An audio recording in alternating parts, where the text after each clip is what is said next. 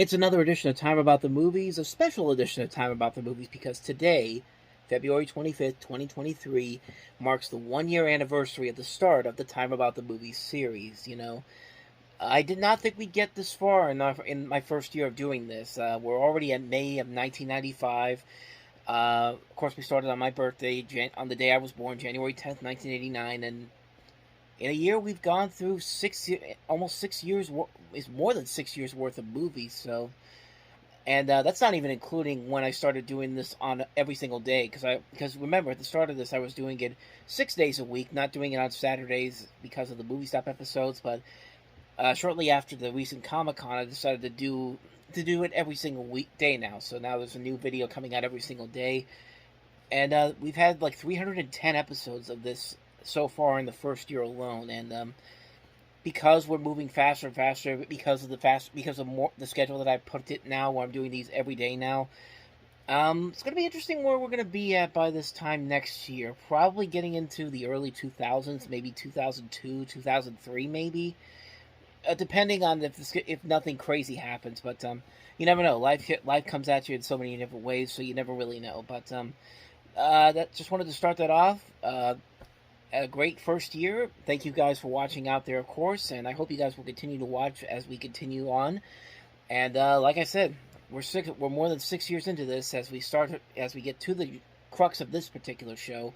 We're looking at the weekend of May 19th, 1995, and luckily we only have two movies to look at today, but they're two notable movies. One of them that we're going to look at first is the highest grossing film of 1995 worldwide, and it's the third installment of this particular action franchise. Of course, Bruce Willis, Samuel L. Jackson, Jeremy Irons, directed by John McTiernan. It is, of course, Die Hard with a Vengeance.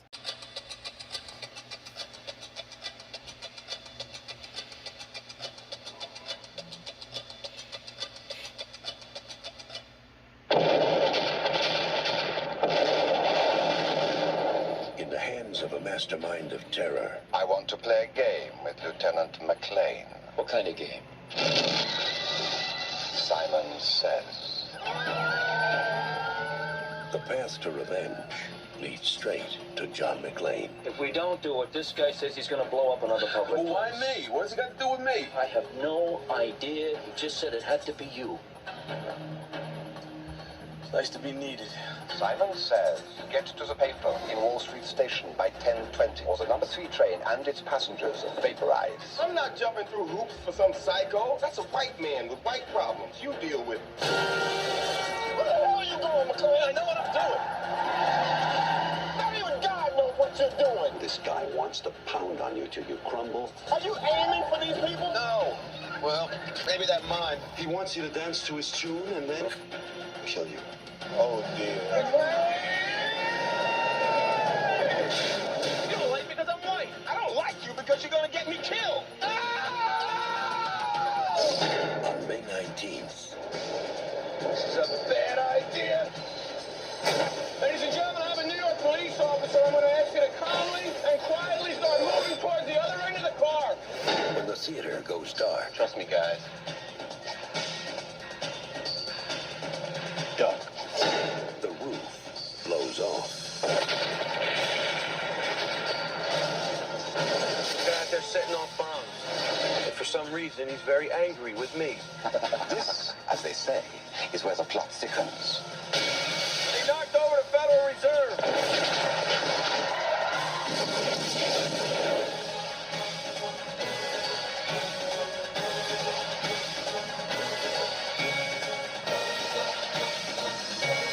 Bruce Willis, Jeremy Irons, Samuel L. Jackson. Congratulations. You're still alive. Yippee-ki-yay, mother. In a John McTiernan film, Die Hard with a Vengeance. John McClane, NYPD. Are you all right? Yes. Laundry day. So right off the bat, this movie is very different from the previous Die Hard movies. It's not just we're doing the same thing over and over again like most sequels do. But even though I like Die Hard 2, it's definitely a retread of the first movie. But yes, you can see here, Die Hard with a Vengeance is a completely different film. You can argue that it takes a lot from, say, from Speed, which was one of the big hits from last year. But it's actually interesting when you really think about it. Most of the Die Hard sequels that we've gotten, and just the Die Hard movies in general, were actually based on previously adapted material. Of course, the original Die Hard was based off of a book called Nothing Lasts Forever. Die Hard 2, I think, was also based on another story as well. This is actually based off of another screenplay called Simon Says, written by the same writer, Jonathan Hensley, who's written some prolific movies in his career. What has he written, actually? He wrote A Far Off Place, he wrote Jumanji, he wrote The Saint, Armageddon, The Punisher, Next, Welcome to the Jungle, Kill the Irishman, The Ice Road. So he's definitely a notable actor, a notable screenwriter, I should say. There are notable actors in here, including Jeremy Irons playing Simon, as we later find out in the movie he's actually the brother of Hans Gruber. This actually ties back into the first movie. And you have Samuel L. Jackson being brought into the mix here for a character that was originally written for Lawrence Fishburne. It's very interesting how that pans out, because Lawrence Fishburne was originally offered the co-starring role in this, and he wanted a higher fee, and so he eventually turned it down. And coincidentally, Fishburne also turned down the role of Jules Winfield in Pulp Fiction, which was, of course, played by Samuel L. Jackson. So it kind of ties back into that part. But it's very interesting what happens when you put him in here as well. He brings a new dimension to the story. And like I said, it's a very different Die Hard film from the previous two movies. It's not him it's not John McClane stuck somewhere. He has to get help to solve this mystery about who this guy is and why he's coming after all these, and why he's creating all these terrorist acts. And interestingly enough, this was another film that came out just after the Oklahoma City bombing, kind of like Top Dog, but Fox decided to put it out anyway, thinking that it wouldn't be too much of a big deal out of it, and sure enough, like I said, it went on to become one of the biggest hits of the year. Interestingly enough, it also went on to become the highest-grossing 5-day opening for 20th Century Fox since Return of the Jedi, and that was in Japan, and they brought in $13 million, which tells you what a difference almost 30 years makes in terms of box office, and also the fact that Fox did not have a major hit like this in 12 years, because 1983 was the year that Return of the Jedi came out. And but back to the movie itself, this is a pretty damn good movie. Some would say, and some would argue, that this is probably the best of the Die Hard films. And I know Die Hard is a classic film that we watch every Christmas, but in terms of a story, in terms of what they do, in terms of the experimentations they work with, this is definitely up there. This is very high up there as one of the best movies in the series, if not the best of the series. The action sequences are phenomenal. Bruce Willis works off Samuel L. Jackson very well here. I mean, Jeremy Irons plays a great villain here. You've got Graham Greene also in the cast, Colleen Camp, Aldous Hodge in one of his early film roles. It's a very great film, and I like this ending in particular. They actually had another ending which wasn't bad, but I think this one just works so well. It does a good job of tying the loose ends to the events of the first film. Like, of course, like I said, this is basically the brother of Hans Gruber going up against John McClane, and yeah, it leads to a pretty damn good climax at the end of it, which I think works for the series better. And it's a really good film. It's a really damn good film. It's a film that really it exceeded a lot of expectations. It wasn't just the same Die Hard movie over and over again.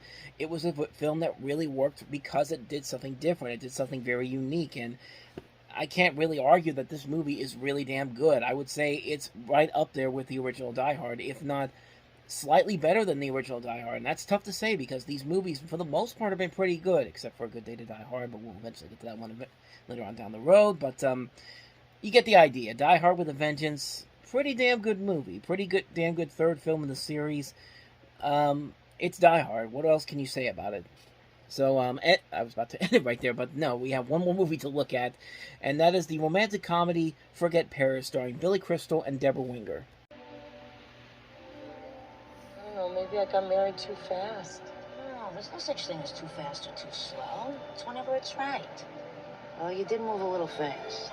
I wasn't looking for anybody, but he just came along. Mickey. No basket! No basket! After the buzzer! Are you crazy? No, you didn't get it off, Charles. They didn't get it off. He was so different than the ones I knew. Oh, he's adorable. Every time I see him, I want to pick him up and give him a hug. You're out of here, Kareem. What are you doing? This is my farewell game. Well, let me be the first to say farewell. I love being a referee.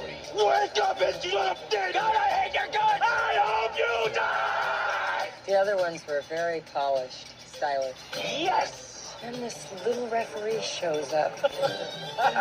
Made me laugh, as only a little referee can. Did you always want to be a referee? No, I started out as a player. Oh? Yeah. What are you looking at? No, What, just... that I'm vertically challenged? Yeah. Well, in Paris, he went to the museum, and he went to the ballet. Forget Paris. He was courting. They'll do anything when they're courting. It's very clear. Rodin never really said what he was thinking about. I think he's thinking, how did this happen? 3 drinks and I'm nude. Castle Rock Entertainment presents Billy Crystal and Deborah Winger in a comedy about love after marriage. You know something? You're the only one I can talk to. Forget Paris. Wasn't it a soccer game a few years back where the referee got killed? Yeah, see, I'm against that. Are you? So this is Billy Crystal's directorial follow-up to his brilliantly underrated film, Mr. Saturday Night. I'm telling you, if you haven't seen that movie, definitely check that one out. But this is the second film he did as a director, and unfortunately, it definitely follows a trend of actors who direct their first movies, make pretty good movies, and for the most part, end up kind of cratering off a little bit after they make their next film. We've had a couple exceptions, of course, with Jordan Peele, for example. He made a great film after Get Out, but in this case here, there's nothing really bad about the movie itself here. It just feels very underwhelming. I mean, it's a movie that has a lot of potential there. You have 2 great actors leading the charge, Billy Crystal, Deborah Winger.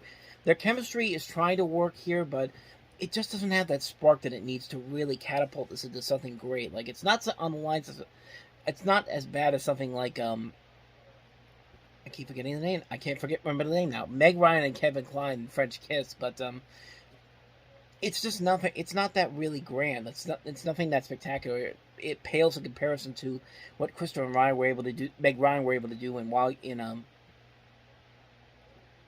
forgetting titles today. In When Harry Met Sally. Good lord, like When Harry Met Sally was a better movie that showed Billy Crystal with chemistry with his leading actress. And this, they're doing the best they can, but even then, it's nothing really all that spectacular. You got a really solid cast overall in this too, with Joe Mantegna, Julie Kavner from The Simpsons, Cynthia Stevenson, William Hickey, John Spencer, Kathleen Moriarty, Robert Costanzo, even Dan Castellaneta, Homer Simpson, has a cameo in this. And then you've got all these NBA stars, Marv Albert, Bill Walton, Charles Barkley, David Robinson, Patrick Ewing, Tim Hardaway, Kareem Abdul-Jabbar, just all these big names in here. And I don't know. Maybe that's part of the problem with the movie. Maybe it's the fact that they had all these names here that they could get as cameos, and they really had to squeeze them all in there, because this is not a long movie. It's only about an hour and a half long, maybe even a little bit more than that. But I mean, it's trying its best. It's trying the best that it can, but it just can't make that. It just can't have that spark to really make it stand out as something incredible. It's not a bad movie, but it's certainly been it certainly couldn't have been a whole lot better, considering the talent they had on board here, considering the ideas that they had on here, and it just didn't work out. And Billy Crystal has directed some better movies after this one. Of course, he made 61 for HBO. He made a very good underrated film that came out not but a couple years ago with Tiffany Haddish, Here Today. Really underrated film. Definitely check that one out if you haven't seen it. But this one, you can kind of forget about it. As the title indicates, Forget Paris. And so on that note, we wrap up another edition of Time About the Movies. Next time we meet, we begin the next year's worth of movies with the official start of summer '95, and that is, of course, Memorial Day weekend, with a lot of notable films on here, including Casper, Mel Gibson's Oscar-winning Braveheart, Johnny Mnemonic, Chris O'Donnell and Drew Barrymore in Mad Love, the anthology horror comedy Tales from the Hood, A Pure Formality, and also Stalingrad. So let's see, 1, 2, 3, 4, 5, 7 movies to look at next time around. So, yeah. That's it for this episode. Thank you guys for watching, and if you want to see more videos like this, please hit the playlist on the next page, check out the previous episode, and I'll see you guys tomorrow for another episode. So thank you for watching. I'll see you next time, and until then, as always, take care.